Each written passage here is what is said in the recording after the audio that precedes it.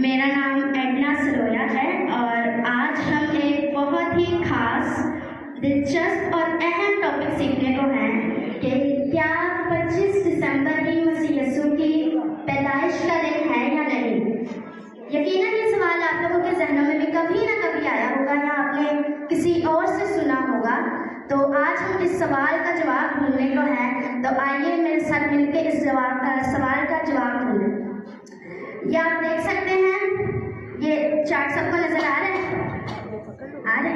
तो ये कैलेंडर है। जाहिर सी बात है, हमने तारीख ढूंढनी है तो हमें कैलेंडर की भी ज़रूरत होगी।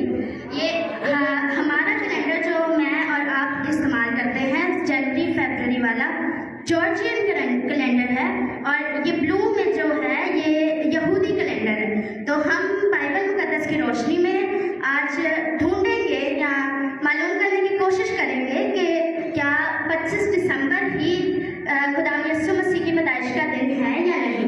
तो मेरे साथ कलाम मुकद्दस को खोलिए और हम मुकद्दस लूका रसूल की मार्फत लिखी गई इंजील उसका पहला बाब और उसकी 9वीं से 13वीं आयत की तिलावत करेंगे।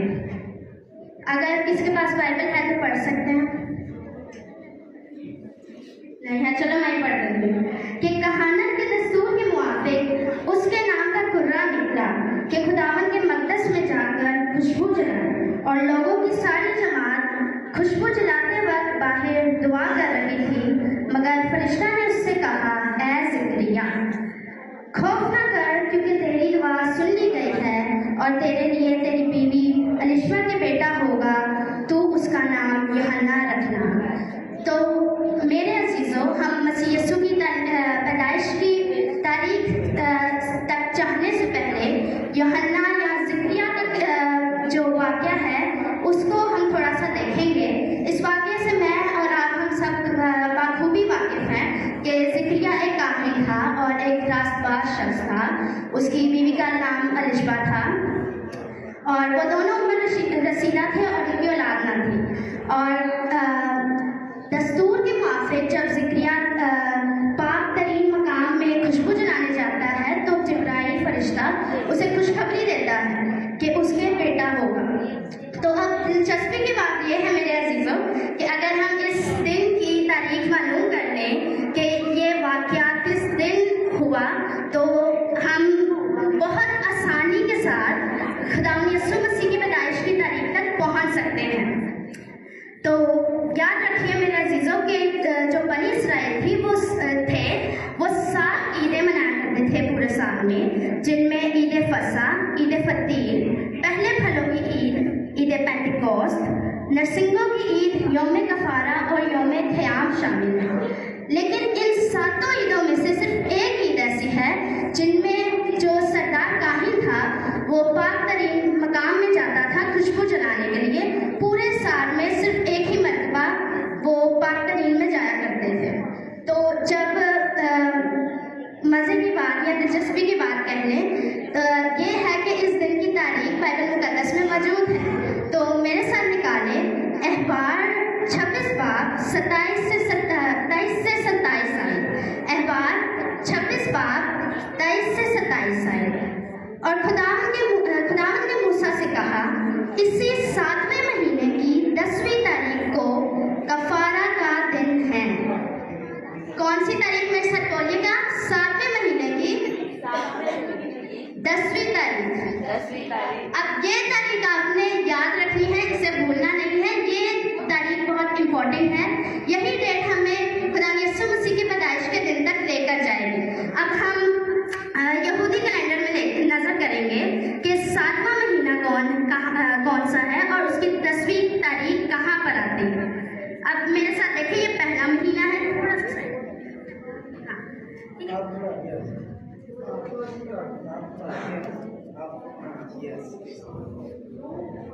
हाँ, ये देखें पहला महीना ये है और एक यौम कफारा यहूदियों की है। और ये 10वीं का महीना हमारे कैलेंडर में सितंबर की 25 तारीख बनता है।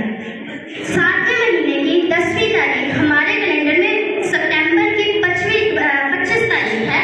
और इसी दिन जो ज़करिया था वो पाक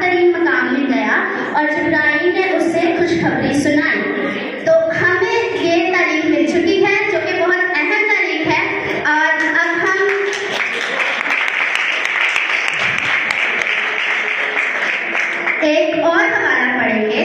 लूका पहला आप उसकी 24 उसकी बीवी अलिशबा हामला हुई और उसने 5 महीने तक अपने तई ये कहकर छुपाई रखा। 26 आयत पढ़ेंगे। 6ठे महीने के बाद जिब्राइल फरिश्ता खुदा की तरफ से गलील के शहर में जिसका नाम नासरत था एक कवारी के पास भेजा गया।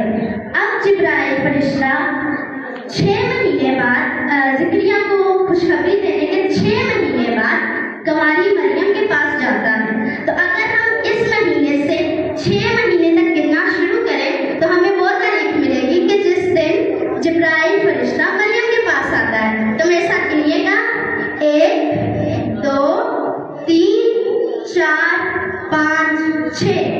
तो अब हम पहुंच चुके हैं पहले महीने में जो कि निसान का महीना है और हमारे कैलेंडर के मुताबिक मार्च का महीना है। तो मेरे अजीजों ये याद रखिएगा कि हम 7वें महीने की 10वीं तारीख पर शुरुआत की थी।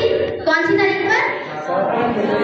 10वीं तारीख। तो हमारी डेट जो है तारीख महीना चेंज होगा लेकिन डेट हमारी 10वीं ही रहेगी। तो अब पहले महीने की 10वीं तारीख पर फरिश्ता जो है मरियम के पास आता है और उसे खुशी की बशारत देता है।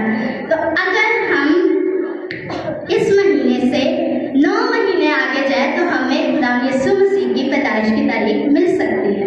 तो फिर से मेरे साथ सुनिए 1 2 3 4 5 6 7 8 9। अब हम पहुंच चुके हैं 9वें महीने में यानी कि तीबत का महीना जो कि 10वां महीना है। जो मरियम के पास फरिश्ता जब आया उसके 9 महीने बाद हमारे पास तीबत का 10वां महीना आता है और हमारी डेट कौन सी थी? 10वें महीने की 10वीं तारीख को खुदाम यीशु मसीह की पैदाइश हुई। लेकिन ये यहूदी कैलेंडर के हिसाब से है। अगर हम अपने कैलेंडर के हिसाब से देखें जॉर्जियन या इंग्लिश कैलेंडर के हिसाब से तो ये दिसंबर के महीने की 25 तारीख बनती है। इस तारीख तक पहुंचते हैं जो बुजुर्ग थे या इब्तदाई कलीसिया जो थी उन्होंने इस तरह से बाइबल मुकद्दस की रोशनी में इस तारीख को ढूंढा होगा या यही तारीख आती है। लेकिन मेरे अजीजों ज़रूरी तारीख नहीं होती। ज़रूरी मकसद है कि किस मकसद से खुदा यीशु मसीह को दुनिया में भेजा गया और वो मकसद सबने बयान किया और आप सबने सुना भी कि जो हमारे और खुदा के दरमियान दीवार थी उसको ख़त्म करने के लिए और हमें खुदा गुनाहों से निजात दिलाने के लिए यीशु मसीह इस दुनिया में आए। और ये ज़रूरी है किसी भी तारीख या किसी भी नंबर से ज़्यादा। Thank you.